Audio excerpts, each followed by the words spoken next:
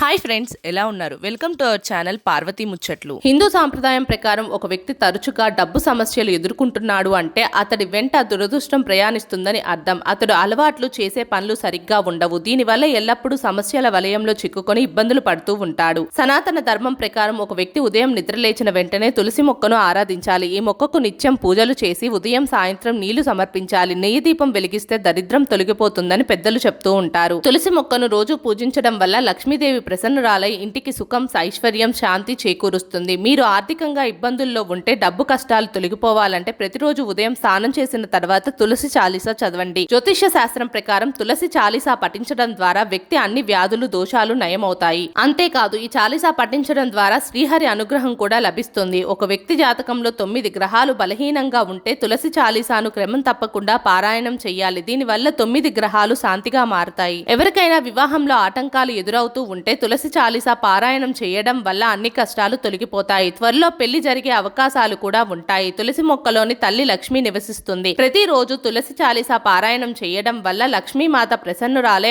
అనుకున్న కోరికలను నెరవేరుస్తుంది. తులసి మొక్కకు క్రమం తప్పకుండా నీటిని అందిస్తే వ్యక్తి అన్ని సమస్యలు తొలగిపోతాయి. రోజు నీటిని అందించడం వల్ల ఆర్థిక ప్రయోజనాలు కూడా కలుగుతాయి. అంతేకాకుండా ఆదివారం మాత్రం తులసి మొక్కను తాకకూడదని గుర్తుంచుకోండి. మా వీడియోస్ కనుక మీకు నచ్చినట్టయితే మా ఛానల్ని లైక్ చేయండి, షేర్ చేయండి, అలాగే సబ్స్క్రైబ్ చేసుకోవడం మాత్రం అస్సలు మర్చిపోకండి. మరిన్ని ఇలాంటి వీడియోస్ కోసం మా ఛానల్ని ఫాలో అవ్వండి.